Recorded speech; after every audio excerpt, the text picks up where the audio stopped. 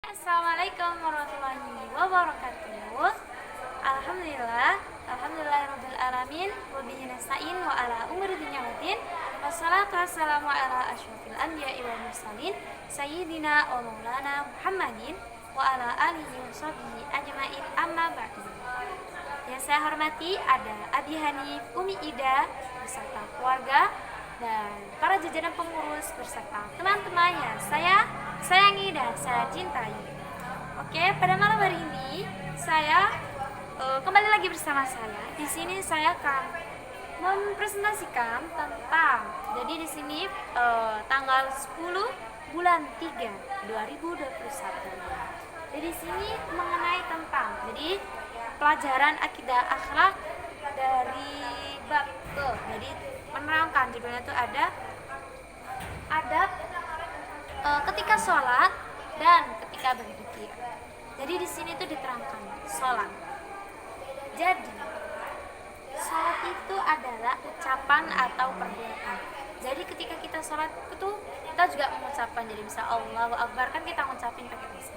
Dan perbuatan ketika kita takbiratul ihram, ketika kita ruku, ketika kita sujud itu perbuatan gerak, kita melakukan gerak ya, yang dimakan. Nah, ketika kita sholat itu kita tuh banyak ya, pasti itu syarat-syaratnya tuh ada banyak, terutama nih kita harus wudhu juga. Tapi yang lebih penting tuh sebelum wudhu kita tuh harus dalam keadaan bersih dan rapi. Jadi bersih tuh nggak cukup, jadi rapi juga. Jadi misalnya tuh kita bersih mungkin udah pakai cara wudhu, menghilangkan hadas kecil tuh dengan cara berwudhu. Dan kita misalnya rapi tuh, misalnya sarungnya ditata. Nanti misalnya kalau laki-laki kalau misalnya pakai sarung tuh ya, kalau misalnya pakai sarung kan kalau nggak rapet misalnya bisa jatuh atau gimana. Jadi makanya ini ada bersih dan rapi. Kemudian ketika kita sholat itu dilakukan dengan penuh keikhlasan.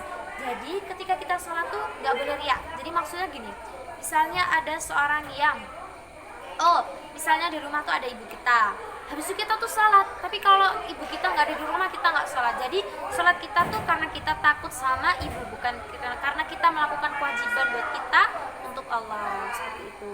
Jadi kalau sholat tuh kita harus khusyuk.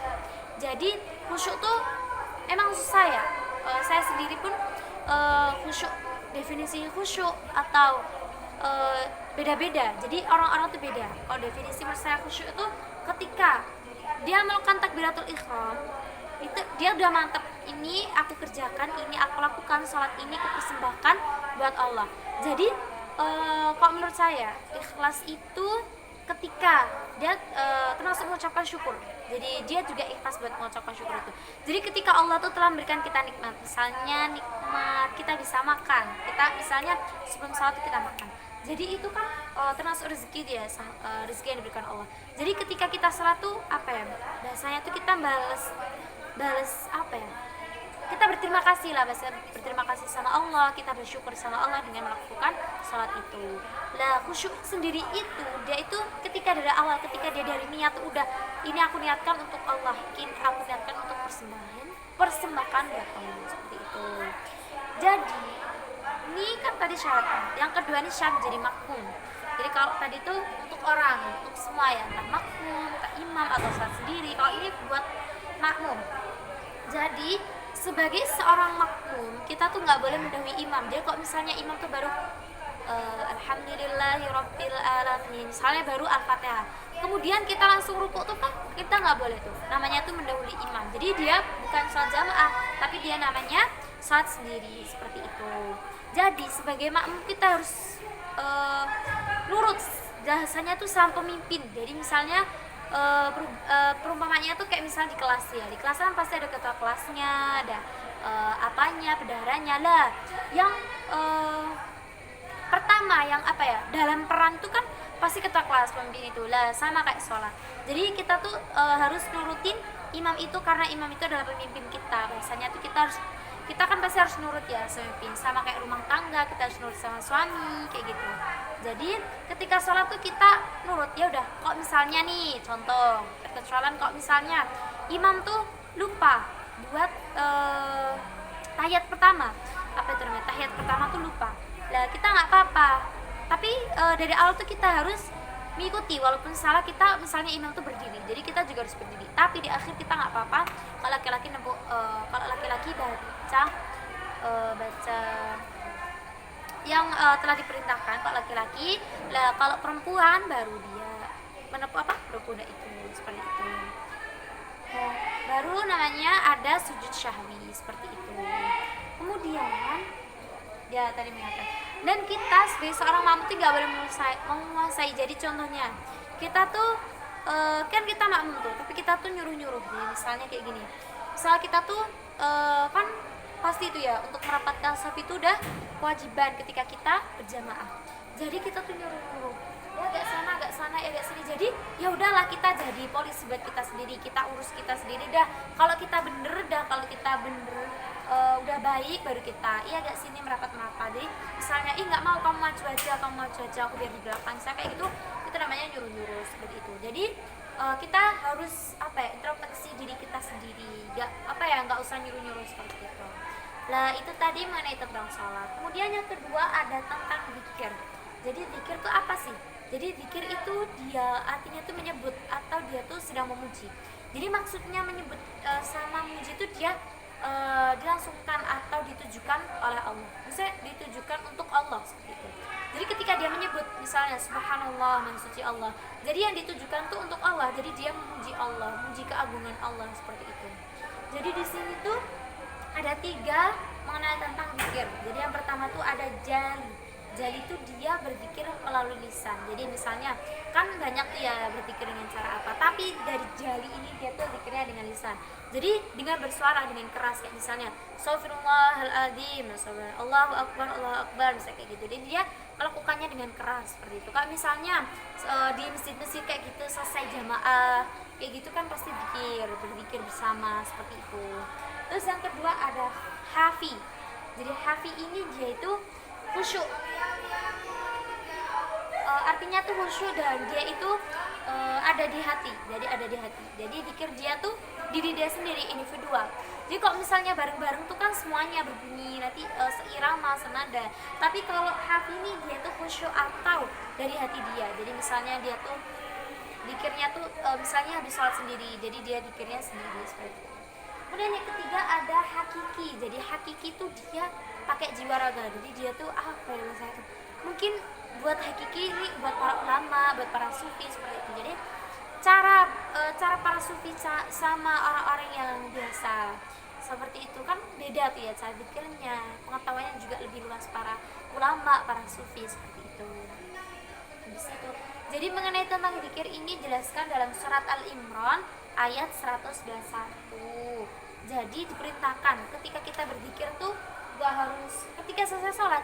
Jadi ketika kita berjalan biar berguna jalannya, biar gak zina, kita juga bisa astagfirullahaladzim.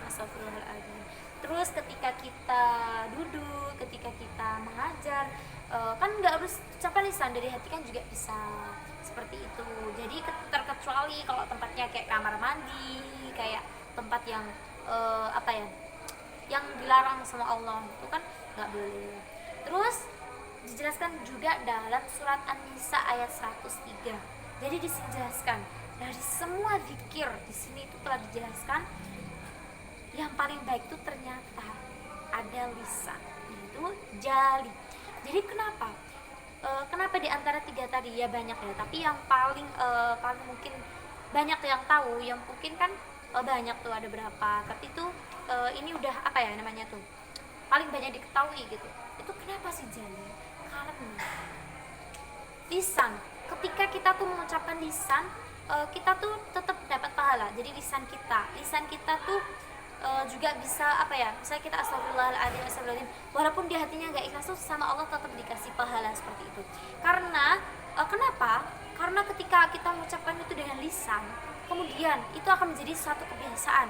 Jadi kalau misalnya kita tuh jatuh nih, misalnya mau kepleset, astagfirullahaladzim, misalnya kayak gitu, kan banyak tuh orang-orang kepleset tapi bilangnya malah dia tuh omong kotor, kayak itu kan pasti banyak.